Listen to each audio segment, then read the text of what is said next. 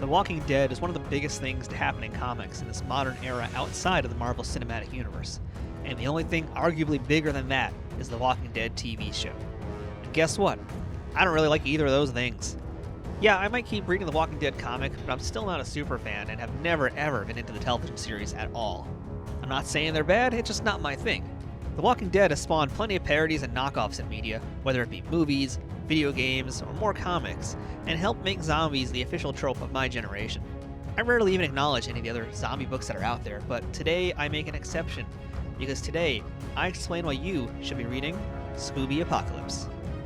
And yes, I am dead serious about that.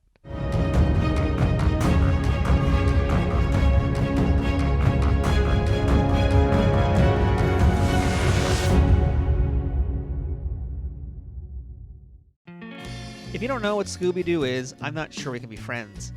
A pop culture phenomenon that started in 1969, the cartoon has spawned an absurd number of spin-offs, a live-action movie, and a series of animated movies that have included solving mysteries with WWE superstars, Food Network chefs, and Kiss, because Kiss isn't everything. These continue to this day, but the one I want you to be most aware of is the DC Comics Scooby Apocalypse series. Okay, actually, I really want you to be aware of the WrestleMania mystery movie. It's pretty absurd. It's got John Cena with his abilities to speak lucha, and so much more. The Miz gets knocked out of his shoes. I mean, it's crazy.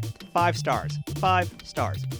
Anyway, Scooby Apocalypse is written by Keith Giffen and J.M. DeMatteis, and launched with artist Howard Porter and colors by Hi-Fi. Scooby Apocalypse is a vastly different world than what we think about when we talk about the Scooby Squad. In fact, at the start of this book, that isn't even a thing that exists. Daphne's the host of a low-rated basic cable TV show called Mysterious Mysteries, and is joined by her cameraman, Fred, who is also madly in love with Daphne and proposes marriage to her whenever he can, despite Daphne wanting absolutely none of that. Velma works at a military research facility, whose front is a side project involving technology to make dogs speak and be smarter. Case in point, Scooby-Doo. Shaggy is one of the caretakers for the dogs, and of course, Scoob is his favorite. Velma unleashes the secret project of the facility into the world, and it does the opposite of what she was told it would do, releasing a nanite-fueled virus that ultimately turns many people around the globe into violent monsters. The 5 join together and do their best to survive in an Earth populated now with real monsters, not the ones we're used to seeing on the old cartoon show. At this point, I'm up to issue 33 of the series, so here comes some mild plot spoilers, but as I like to do, nothing that's going to really ruin your enjoyment of the book, and might make you actually more interested in reading it. The first 20 issues see some new members joining the Scoobs, including Cliffy, who may remind you of Flim Flam from the 13 Ghosts of Scooby-Doo if you ever saw that. He's a survivor of one of those big monster attacks that happens in the book, and he ends up basically joining the team, alongside Scrappy Doo, another dog from the same facility as Scooby, but he used his nanites to augment his body into the bulking mass you see before you to become an alpha dog.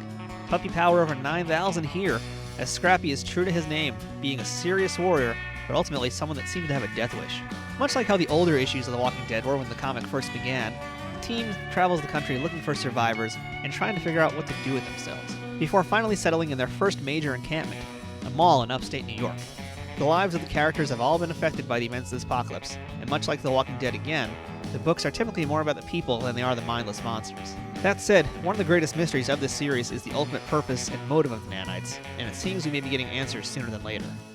Okay, here comes a major spoiler now, so skip ahead to the time below if you don't want to hear this one. Still here? Okay, in one of the biggest OMG moments of the series, they actually kill off a major character. I couldn't believe it myself, but, spoiler alert, here we go. Fred actually gets killed. However, double spoiler alert, it doesn't last for long, and at this point in the series, Fred is back, but he's not quite himself. Possessed by the nanites, they've made him their ambassador, and things are currently pretty nuts and potentially about to escalate with this new development, as well as a few others that I don't want to spoil. But it was a risky move to do that, and so far it's been paying off. If you couldn't tell by the number of times I've said The Walking Dead so far, it's really hard not to draw parallels between those two series. Really, there's absolutely no way around it, but I believe the book has taken the post-apocalyptic trope and done its own thing with it. Knowing who all the characters are in the Scooby universe adds something to it as well. Every modern incarnation of Scooby-Doo that's tried to take it more seriously, like Scooby-Doo Mystery Incorporated, has added a lot more backstory to the characters, more so than those sillier kids series. Scooby Apocalypse is in that same vein, never losing sight of the familiar elements of what we know of these characters, fleshing them out to make them unique to this comic, and absolutely well-rounded individual. Now, I can't lie here, the artwork in Scooby Apocalypse is not among my favorites in comics right now, but I don't really have anything negative to say about it either. It works for the book and has consistently worked since issue 1. The book has had a few different guest artists since it began, and it's perfectly fine overall. It's just not really the aesthetic I usually like when I read comics. And the same, actually, oddly enough, goes for when I read The Walking Dead. I don't come to Scooby Apocalypse for the illustrations, I come to it for the plot.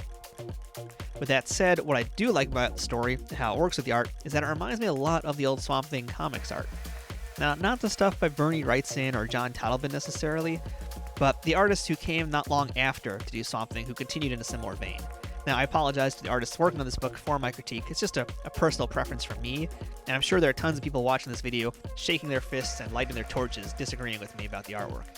There's definitely that old DC horror comic vibe to it that makes it feel classic, down to how it feels like a B-movie presented with sequential art. There's always some great action in every issue, unlike a certain other zombie-related comic I keep mentioning. Best of all, this isn't an adult-oriented book like The Walking Dead, so despite the violence, you won't see anything worse than what you would find in a PG-13 movie, and even that's kind of pushing it for what you typically see in a normal issue. That may make this a great book if you like those types of thrillers, but aren't into the extreme gore that Walking Dead brings. Much to my surprise, I found myself eagerly anticipating each issue of Scooby Apocalypse every month, because of the engaging story and how easy of a read they are too. It's very easy to fall into and to become invested in the story. I really want to see the endgame for this since it's such an unpredictable plot so far, and I want to really see who has a happy ending and who won't make it to those last pages. I'm Matthew from Nerd News Today, and if you like zombie stories with iconic cartoon characters struggling to survive a fallen Earth, along with a bunch of nanite-fueled zombie monsters, then these are things that make Scooby Apocalypse a comic you should be reading.